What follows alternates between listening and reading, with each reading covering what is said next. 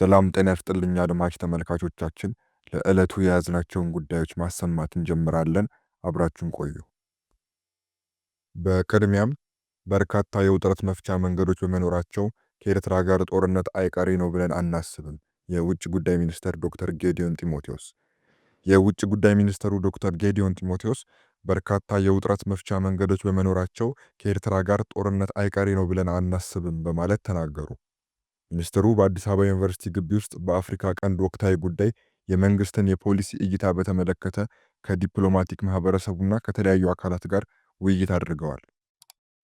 ጦርነት አይቀሬ ነው ብለው ያስባሉ ወይ ተብለው ለተጠየቁት ጥያቄ በሰጡት ምላሽ ምንም ነገር አይቀሬ ነው ተብሎ አይታሰብም፣ ነገር ግን አይምሯችንን ካሰራ ነው፣ ቀና ፍላጎትና ትብብር ካለ ሌሎች በርካታ የግለት መፍቻ መንገዶች በመኖራቸው በምንም ምክንያት ጦርነት አይቀሬ ነው ብለን አናስብም ብለዋል። ሚኒስትሩ አክለውም እየተጋፈጠን ያለው አደጋ አስቸጋሪና ለረዥም ጊዜ የማይቻል በመሆኑ ይህንን ለመፍታት አፋጣኝ ጣልቃ ገብነት ያስፈልጋል ብለዋል። የውጭ ጉዳይ ሚኒስትሩ በማብራሪያቸው የኤርትራው ፕሬዝዳንት ኢሳያስ አፈወርቂን ጨምሮ ከፍተኛ የመንግስት ባለስልጣናትና ከመንግስት ጋር ግንኙነት ያላቸው የማህበራዊ ሚዲያ ተዋናዮች በኢትዮጵያ የውስጥ ፖለቲካዊ ጉዳዮች ላይ አስተያየት በመስጠት መጠመዳቸውን ገልጸው ይህ ከፖለቲካም ያለፈ ጉዳይ ነው ብለዋል።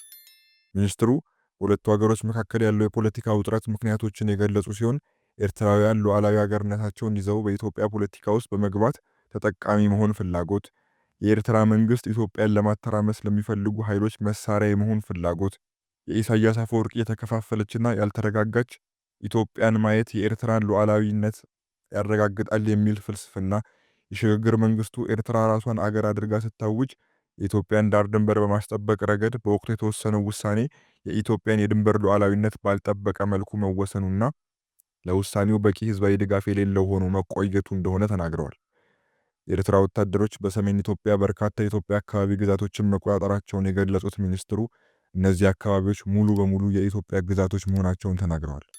በተጨማሪም የኤርትራ መንግስት በኢትዮጵያ የውስጥ ጉዳይ ጣልቃ መግባትና በኢትዮጵያ መንግስት ላይ የጦር መሳሪያ የነሱ ታጣቂዎችን መደገፏን ገልጸው ከነዚህ እውነታዎች በመነሳት ኢትዮጵያ ህጋዊ የሆነ ራስን የመከላከል እርምጃ ውስጥ የመግባት መብት እንደሚሰጣት ተናግረዋል። የውጭ ጉዳይ ሚኒስትሩ በማብራሪያቸው የኤርትራ መንግስት ኢትዮጵያን ለግጭት ከመገፋፋትና ከመቀስቀስ ይልቅ ለውይይት ዝግጁ እንዲሆን ዓለም አቀፍ ማህበረሰቡ ጫና እንዲያደርግ ጠይቀዋል። የኤርትራ መንግስት የሚያደርገውን የህግ ጥሰት ለማውገዝ አለመፈለግ የጀመረውን አጉል ጀብደኝነት እንዲቀጥል እድል መስጠት ነው ያሉት ዶክተር ጌዲዮን ዓለም አቀፍ ማህበረሰቡ የኤርትራ መንግስት በኢትዮጵያ የድንበር ሉዓላዊነት ላይ የሚያደርገው ጥሰት ይፋዊ በሆነና በጥብቅ እንዲያወግዝ ጠይቀዋል። በዝግ መድረኮች ሳይሆን በይፋ አውግዙት፣ ይህን እንቅስቃሴ እንዲታረም አለማድረግ ውጤቱ ጥሩ አይመጣም ያሉት ሚኒስትሩ ያልተገባ ባህሪን ችሎ መቀጠል አደጋው የከፋ በመሆኑ ኢትዮጵያ ለድርድር መቀመጥ እየፈለገች በኤርትራ በኩል ትንኮሳ እንዲቀጥል አንፈልግም ብለዋል። ኢትዮጵያ በረዥም ጊዜ እቅዷ በርካታ የባህር በሮችን ብትፈልግም አሁን ላይ በብዙ ምክንያቶች የአሰብ ወደብ የቅድሚያና የመጀመሪያ አማራጭ ነው ብለዋል።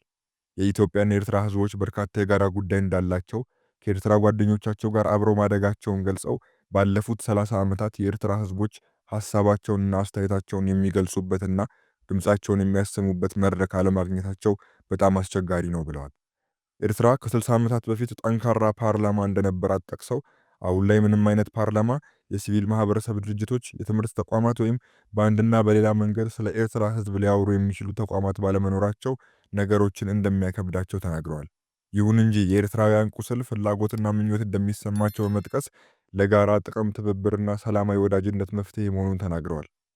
ከደህንነትና ከኢኮኖሚ ጥቅም አንጻር ይህ ጉዳይ የመኖር ያለመኖር ጥያቄ ነው ያሉት ዶክተር ጌዲዮን ኢትዮጵያ ልትጠቀምበት ሀብት ልታፈስበትና ኢትዮጵያን የሚቆጣጠሩት የባህር በር ያስፈልጋል ብለዋል። ዘገባው የሪፖርተር ነው። ይህ በእንዲህ እንዳለም የኤርትራው የማስታወቂያ ሚኒስትር አቶ የማነ ገብረ መስቀል የኢትዮጵያ መንግስት ላለፉት 2 ዓመታት በኤርትራ ላይ ሲያደርግ የነበረውን የጦርነት ጉሰማ፣ በቀይ ባህር ላይ የባህር ኃይል እናቋቁማለን ወዘተ የሚለውን ቅስቀሳ ለጊዜው ገታ በማድረግ ከሰሞኑ የኢትዮጵያ መንግስት ዝምታ ውስጥ ገብቷል ሲሉ ተደምጠዋል። ከቀናት በፊት በአዲስ አበባ በተካሄደ የፖሊሲ ፎረም ላይ የኢትዮጵያ ውጭ ጉዳይ ሚኒስትር ዶክተር ጌዲዮን ጢሞቴዎስ ኢትዮጵያ የኤርትራ መንግስት በሉዓላዊነቷና የግዛት አንድነቷ ላይ በሚፈጸምባቸው ጥሰቶች ላይ ሲከተል የቆየው እርምጃ ከመውሰድ የመታቀብ አካሄድ ሁሌም የሚቀጥልና ገደብ የለሽ ተደርጎ መወሰድ የለበትም ማለታቸውን ተከትሎ አቶ የማነ የኢትዮጵያ መንግስት ባለስልጣናት የሚያደርጉት ንግግር አስደንጋጭ ነው ሲሉ ምላሽ ሰጥተዋል። ወደ ሌላ ጉዳያችን ስናልፍ ከማንነቱ ባሻገር የተገፋው የወልቃይት ጠገዴ የአማራ ህዝብ ለዳግመኛ ጭቆና በዘራፊዎችና በወራሪዎች ላለመበላት በስልጠና ራሱን ማዘጋጀት ግድ ይላል ሲሉ ጄኔራል መልካሙ በየነ ተናገሩ። በወልቃይት ጠገዴ ሰቲት ሁመራ ዞን ዳንሻ ከተማ አስተዳደር ውስጥ ለተከዜ ዘብ አባላት ወታደራዊ ስልጠና እየተሰጠ መሆኑ ተገለጸ። በስልጠናው መርሃ ግብር ላይ የአምስተኛ ሜካናይዝድ ክፍለ ጦር ዋና አዛዥ ጄኔራል መልካሙ በየነ፣ የወልቃይት ጠገዴ የአማራ ማንነትና ወሰን አስመላሽ ኮሚቴ ጽህፈት ቤት ምክትል ሰብሳቢ አቶ ጌጤ ያዳል፣ የሰላምና የጸጥታ ጽህፈት ቤት ኃላፊ ዋና ሳጅን ሀፍቶ ሚርጋ፣ የከተማው አመራሮች እንዲሁም የኢፌዴሪ መከላከያ ሰራዊት አባላት ተገኝተዋል። በመርሃ ግብሩ ላይ የተገኙት የአስመላሽ ኮሚቴው ምክትል ሰብሳቢ አቶ ጌጤ ያዳል የማንነትና የወሰን ጥያቄያችን እውነተኛ ጥያቄ ነው ካሉ በኋላ ለእውነት በእውነት ታግለን ወደ ትክክለኛ አማራዊ ማንነታችንና ወሰናችን ተመልሰናል ብለዋል። አቶ ጌጤ ያክለውም እኛ የወልቃይት ጠገዴ ህዝቦች በሁሉም ማህበራዊ መስተጋብራችን፣ በስነ ልቦናችን፣ በቋንቋችን በጠቅላላው ጎንደሬ አማራዎች ነን ሲሉ ገልጸው አማራዊ ማንነታችንና ወሰናችን ሳይመለስ እስኪረጋገጥ ድረስ የትኛውም ትግል እንታገላለን ሲሉ አቋማቸውን አጠናክረዋል። የአምስተኛ ሜካናይዝድ ክፍለ ጦር ዋና አዛዥ ጄኔራል መልካሙ በየነ በበኩላቸው ትላንት ሰሜን ዕዝ የካደና የወጋ ወያኔ ኢትዮጵያን ብሎም አማራን ለማሳነስ ከግብረ አበሮቹ ጋር በመሆን እየሰራ ይገኛል ብለዋል። ጄኔራሉ የስልጠናውን አስፈላጊነት ሲያስረዱ ከማንነቱ ባሻገር የተገፋው የወልቃይት ጠገዴ አማራ ህዝብ ለዳግመኛ ጭቆና በዘራፊዎችና በወራሪዎች ላለመበላት በስልጠና ራሱን ማዘጋጀት ግድ ይላል ሲል አሳስበዋል። የጥንት ጠላቶች የተፈጥሮ ሀብታችን ለመጠቀም ከውስጥ ባንዳዎችና ሆዳደሮች ጋር በመተባበር ቀጠናችን ወደ ግጭት አዙሪት ለማስገባት እየሞከሩ ነው ያሉት ጄኔራል መልካሙ ሀገራችን ያላትን ሀብት በመጠቀም እንዳታድግ የሚያደርጉ ጸረ ሰላም፣ ጸረ አማራና ጸረ ኢትዮጵያ ኃይሎች እንዲሁም የጠላት ሎሌ ባንዳዎችን መታገልና መመከት አለብን ሲሉ መልእክት አስተላልፈዋል። በመጨረሻም ሪፖርተር ይዞ የወጣውን ዘገባ እንመለከታለን።